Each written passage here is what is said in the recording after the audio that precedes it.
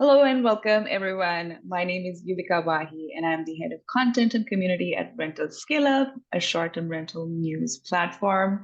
Today, I have the pleasure of interviewing Wolf Worster, the CEO and founder of Sirreti. What are we talking about today? Well, we're talking about the short-term rental luxury accommodations segment specifically.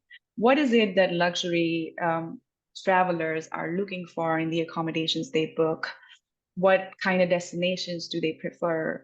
What are their specific needs that you as a short-term rental manager could cater to or make sure that your business is offering?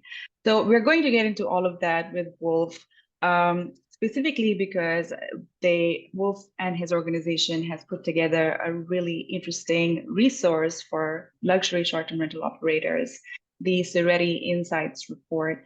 So we're going to go into findings from this report and data from this report as well.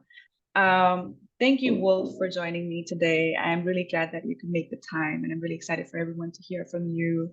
Would you please share a little bit about yourself and about Sirreti for our viewers? Sure. Well, thanks for having me on and the interest. My name is Wolf Worster. I, since 1999, I've been in this business. It wasn't really a business or industry then. And I own two property management companies in my life and sold them both in my short career here, considering how time flies.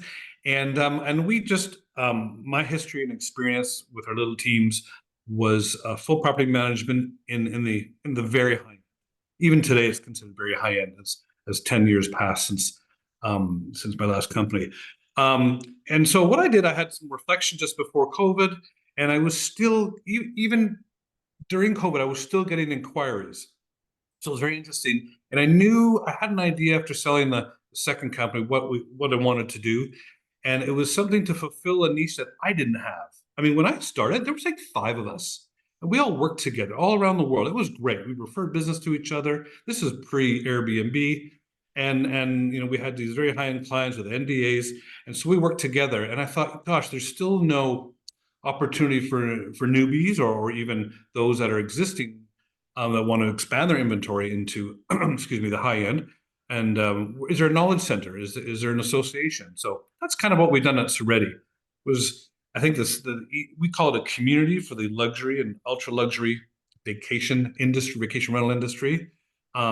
Simplest term when I'm telling this to friends or people that non-industry, we're basically a marketing organization, B2B, and almost invite only, but there are certain standards of business and properties that are a good fit and that would benefit. So that's what we've done for about 3 years now. We have members from all over the world in about 26 destinations. Some of them are actually property owners that are very active, and some are property management companies who just have a small part of their inventory luxury and want to aspire and learn more, create more luxury inventory, and benefit from working together. Sounds good. Thank you for sharing that, Wolf. I think it's a really interesting space because um, it is about knowledge sharing, primarily your community, that's what it relies on, sharing your years and years of experience in the segment, and potentially new entrants benefiting from that, even seasoned professionals expanding, like you said.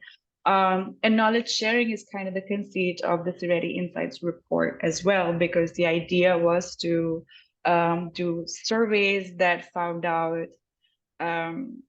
what is the shape of the luxury segment, luxury vacation rental segment. How is it perceived by managers and the travelers themselves? How do travelers behave as well?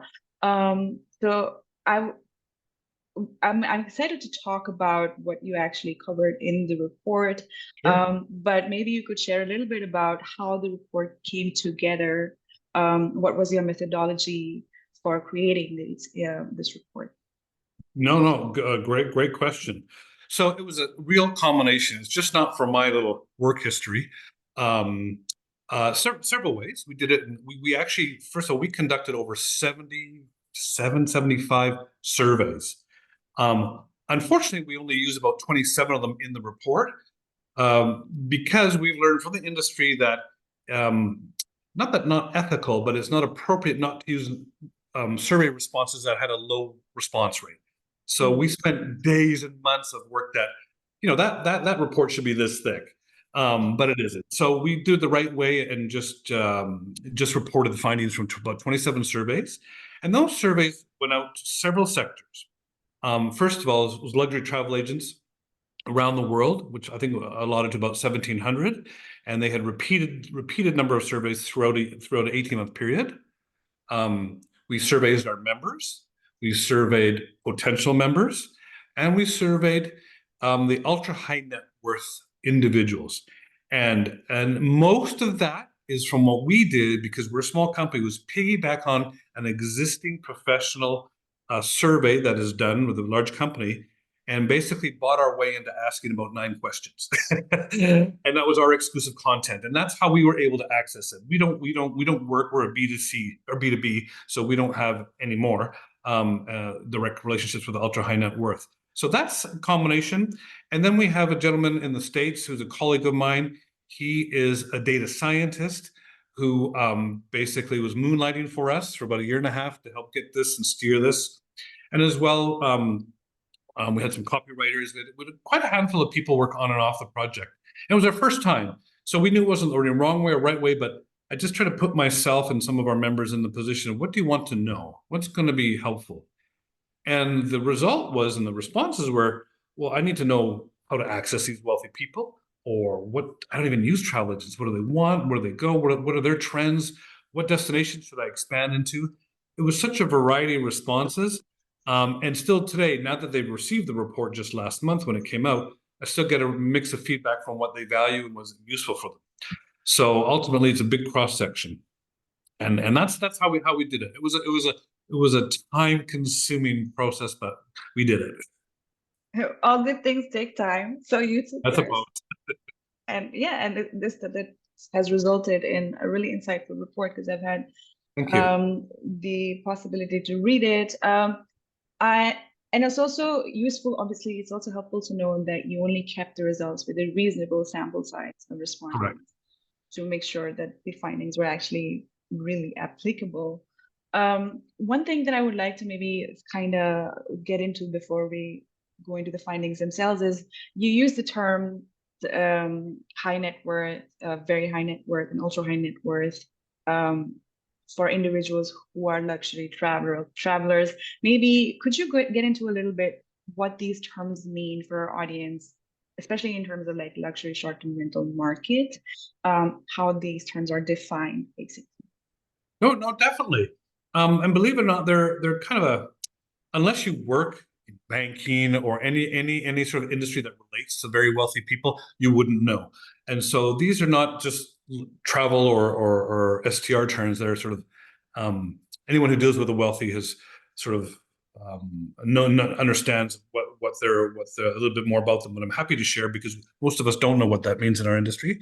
So ultra high net worth is an individual or a family. It could be a ultra high net worth individual or ultra high net worth family that has net assets of over 30 million US, not including the primary residence. So they're very wealthy people generally. And there's even a step above, and that's getting towards the billionaire status. And so it's an ultra high net worth of 30 million or more. The very high net worth are those individuals or families between $5 and $30 million in US net assets. And then the high net worth is anyone basically who owns a house is basically, no, I shouldn't say that, $1 million or more in net assets. Just rising cost of homes is what I'm trying to get to. And that's the biggest mass market, and that's what existing the most of our partners and colleagues in our industry, Vika, are dealing with on the luxury. It's sort of the mainstream luxury side. You got a home that's paid off worth $1 million, you're doing pretty good. You're considered high net worth. Okay. And obviously this reflects well, their net worth is what is deciding these labels, essentially. Correct. But their network kind of informs what they're looking for in the accommodations they book as well, which kind of brings me back to a point you were making about properties that fit the criteria. You mentioned in passing something about that. And I would like to explore that a bit more in terms of what makes luxury after all, because everybody has like a very broad perspective of what it could mean. But in terms of luxury travel or ultra luxury travel, they have very specific requirements to kind of make it a luxury accommodation. And I know your report goes into what some of these parameters are. Would you like to maybe share a few with us right now?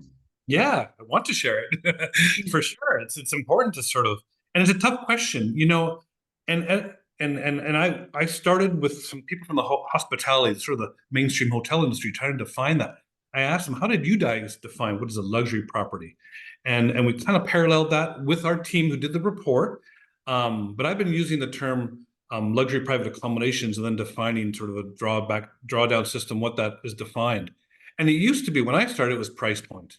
Well, it has to be a nice property. The furnishings must be nice, or the location must be good if it's $12,000 a day.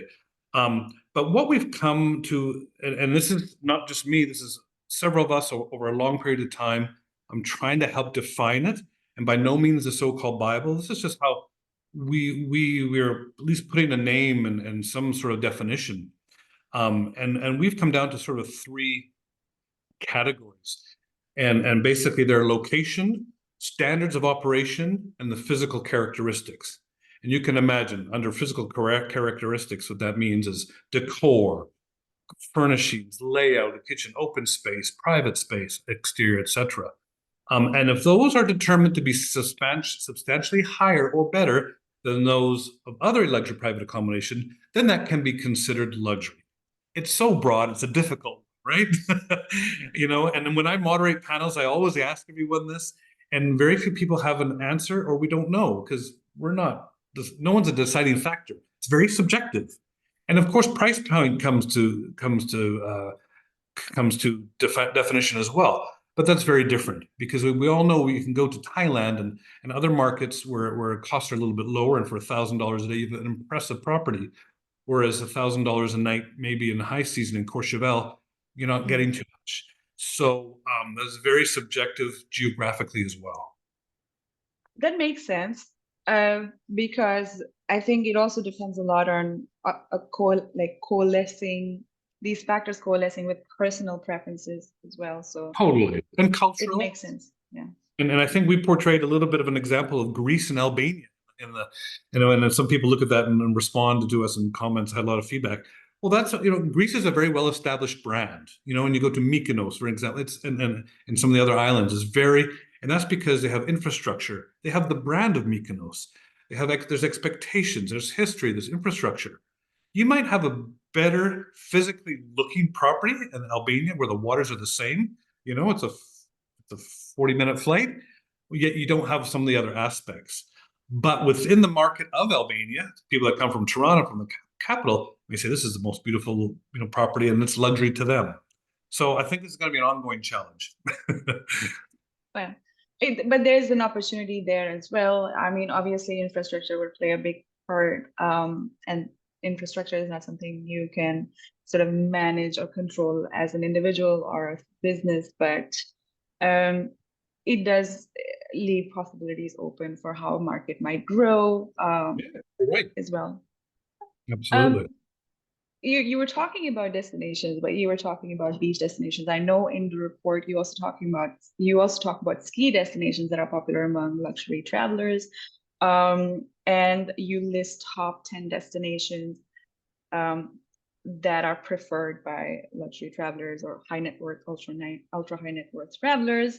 And what's interesting to me, what I wanted to find out, maybe get your thoughts on, and what do you think makes these destinations attractive to these travelers? Because you're talking about, you kind of briefly got into it right now about how infrastructure will make a big difference. What else could you think could be contributing to these travelers choosing these destinations specifically? No, it's a good question. I think it's no different than maybe a beach villa where, as you know, St. Bart's has always been a traditionally high-end destination. For example, it kind of is hand in hand in the ski markets. Courchevel, Megève, Aspen. Those are good brands. They're branded well. They've always been high end. If you consider high end, and again under that category of high end, it's great fine dining, incredibly good infrastructure, real estate infrastructure and cost and high quality of the properties and the ability to service them with staff. And obviously they have to have good skiing and all sorts, and in some cases private runways and things like that. I think just as a package together, it simulates what happens also on the beach and sun destinations.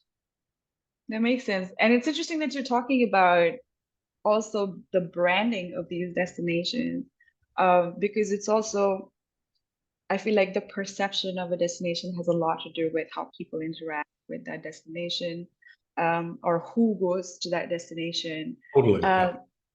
So managing this perception, I know you talk about the importance of using social media marketing for luxury travel in the report. And I feel like managing the perception is a big part of social media marketing. I feel like it connects. Can you maybe share a little bit about what role social media is playing in sort of shaping how luxury travelers choose destinations, or maybe share or connect with brands or specific destinations through social media? Yeah, happy to. We know that increase is one of the fastest growing methodology of marketing. I can say what I can respond to is from the ultra high net worth and the very high net worth market who have infrastructure, i.e., staff, or perhaps they have a family office. A lot of the administration people are booking now travel on behalf of the principals or their luxury travel agent or a family member. They tend to be younger. And of course, younger people, younger meaning under 40, because these people are traditionally with this family money are traditionally older. And that has changed. I can comment on that. And so when the person booking and doing the research is younger, they're likely to use social media marketing as a tool or access or information. So I think I think we're still just started. I think it's just changed dramatically the way we do things. And we work with a number of social media social media marketing companies now too. Do you have any insight into which platform maybe is more popular among luxury travelers? I wish I did. I'm sorry. I mean, I can say that Instagram is on the rise by everybody. We just had our members meeting in Rome, and that was the number one topic, or certainly most discussed on behalf of the members during the social media discussions and presentations. So, I mean, it makes sense because Instagram is a very aesthetic-driven platform. That's sort of the core of its offer. I mean, there's other video platforms and visual platforms, but they don't quite focus on aesthetics. For example, TikTok can be connected to comedy or just more like information sharing. But yeah, it makes sense. I mean, I would believe that. well, good. I'm still learning too. So. Okay, yeah. You also talked about the use of travel agents by these travelers, and that's something that's also covered that's a trend that you've noticed, that's been noted in your report as well. Maybe can you share basically the report explains there's a growth in luxury travelers or ultra high net worth or high net worth travelers booking through luxury travel agents. Can you share some information about what's behind this trend, what's driving this trend, and why are they relying on agents, third parties for their bookings? And is there something short-term rental managers can do to kind of leverage this trend to their advantage? Definitely. I think it's really important. Well, I mean, I think a lot of people, maybe not in our business or in travel, think the travel agent has sort of died, and we know there was a drop.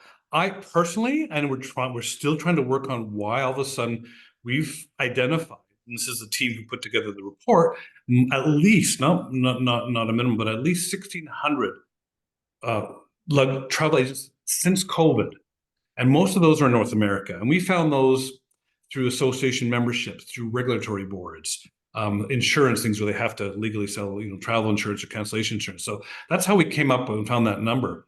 And we believe it's partly because of COVID, just like the little Airbnb market grew COVID as well. I'm going to stay at home. I lost my job, or I'm changing my lifestyle.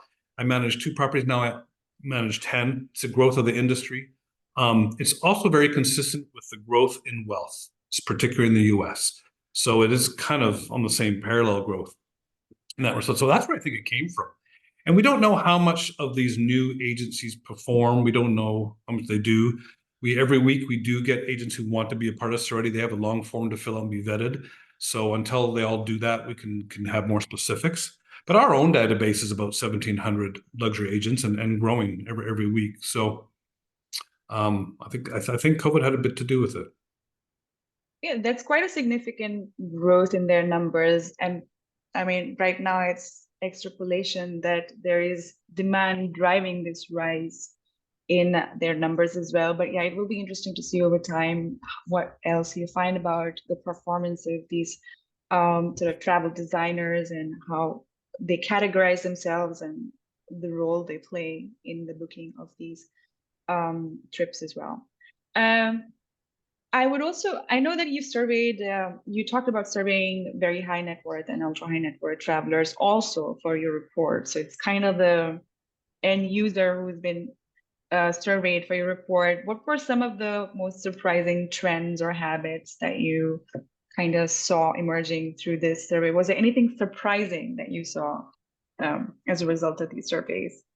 No, a fair question. I knew, I had a gut, and knowing what some of the top markets were, say that's stayed consistent. And that's probably through social connections, why people go to certain markets through holiday or through family trips or whatnot. But I think, and I knew this was coming, but I didn't know the how large it was. It was a new, younger, wealthy category or group, specifically from the United States. I mean, we have a lot of 25-year-old plus multimillionaires. I mean, wow. And I know we did one interview with a gentleman, 29, worth hundreds of millions. And he said he still wants to go to the same $9,000 a day villa as his grandfather, but he goes with his friends for different reasons. They don't care about the cutlery. They love the view. They want to go surfing. They want to hang out. So it's interesting. There's an amazing amount of wealth. We think that's a combination of entrepreneurialism, tech, and also handed down inheritance and money and transition of money from the other generation. That's fascinating also to learn because obviously there is a certain image in the mind of people of what is a luxury traveler. So it's interesting to see this sort of like new segment emerging, and obviously it forces you to think about how you might position yourself to appeal to this specific traveler who's booking the same accommodations, but their needs are different. Like you mentioned, it's the same accommodation, but for different reasons. Absolutely. Yeah, it's big. It just makes me feel poor, I tell you. You count me in with that. That's the two of us. Um, but speaking of being poor, you talk about one of the things you surveyed for in the insight is what was going to be sort of like the spending habits of these travelers, um, comparing 2022 spending habits with 2023. And the finding in your report was that most, well, basically, I will actually let you talk about what you found out in terms of how luxury travelers intend to spend their money compared to 2022. I think I have to go back to all the specific questions to be honest, but I know it says on the increase for sure. Um, and I speak a lot about the American market because it is so powerful. They are good travelers. They do spend well. All of our members globally, that's their number one market in wherever they're at. And we always know, and they always say, and they even tell me that it's an election year, so it's going to be soft. I don't know what I'm doing, and it's just. I mean, listen, you're still going to spend six figures on your holiday. It's just like when you feel comfortable to book it. They don't change. The wealthy don't change their lifestyles that tremendously unless some dramatic effect happens to family or to their business. And it's definitely on the increase again. It's what expected. Some of our questions were, what did you book in 2023? Doesn't mean travel, so it could be travel for this year. So and it was all in the increase, not as high as it was post-COVID year, but definitely another increase in sort of all categories, if you will. I feel like that's a kind of a trend that is obviously it differs from market to market and brand to brand, but that inflection year is playing a part for all brands. For example, Airbnb released its 2023 Q4 financial results and also Right. the year results, and they're talking about uh, sort of ending strong, even though it was an inflection year. And same goes for Home2Go, which is a European property manager, well, aggregator as well as a property manager. And they also had a very good year, in spite of it being an inflection year. So, because we know that there is an increase in demand across the board, but there it may have an impact on more deeper factors in that, like your ADR and the length of stay, etc. Sure. They might change from market to market, but it's interesting to see that same is reflected in the behavior of luxury travelers as well. It's kind of similar, the behaviors. Well, thank you so much for answering all my questions, and I am going to make this the last. That's okay. Here. I want to, so basically, based on the findings of your report, I would love to hear what advice you have for professional managers who are already managing luxury rentals and are looking for growth, because that's one of your member types as well. These are people who are Sirreti members. And what can you share? What advice do you have to share for them? I would love to hear some of them. Another excellent question, Ivuka. I think that it's even more so to be engaged in the industry. You're engaged. You go to events, how you and I do, and we had a particularly successful event. I was so happy with how people got on and how much they shared with each other, and how some have become friends now, and they booked each other. It's amazing, and that's 2 days out of their life, and now their business potentially can change in many ways, and they've sort of learned a lot. So bottom line is engagement. Get engaged, and I don't just say that because we want more members. We're always taking more members, of course, but that's one way to do it.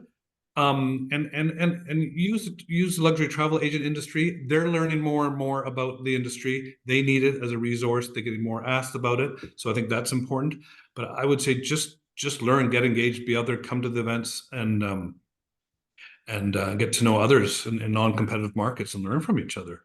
That's it. There's no secrets. That's great advice, especially in a segment that seems to be really driven by trusted referrals. So this engagement is going to play a big part in kind of building your community, building a network, and then getting those referrals from this network as well. So, bonus, absolutely, yeah. Thank you for sharing that. I really appreciate all your advice and the insights that you've shared. For anyone who's interested in perhaps learning more about your findings from the report, where can they find you? Where can they find the report? You can find the report through, maybe we can share a link with each other, and where people can purchase it. Sirreti.com with more information. We've changed our services a little bit. It's more like an online community now. We have a lot of how-to guides. We have a lot more educational information. We do live stream. If you can't make it to any of our events, we live stream them. There's a lot there, and that's all brought on by the members asking for it. So I think just Sirreti.com, you can sort of find a lot of information. Hopefully, find what you need. Sounds good. Thank you, Wolf. I think this has been very illuminating, and obviously for anyone who wants to deep dive further into the trends you've uncovered and your findings, they would really benefit from the report, which I will link to in the video as well as in our article for Rental Scale Up. I really appreciate you making time to share your knowledge today, and I hope you have a great rest of your day.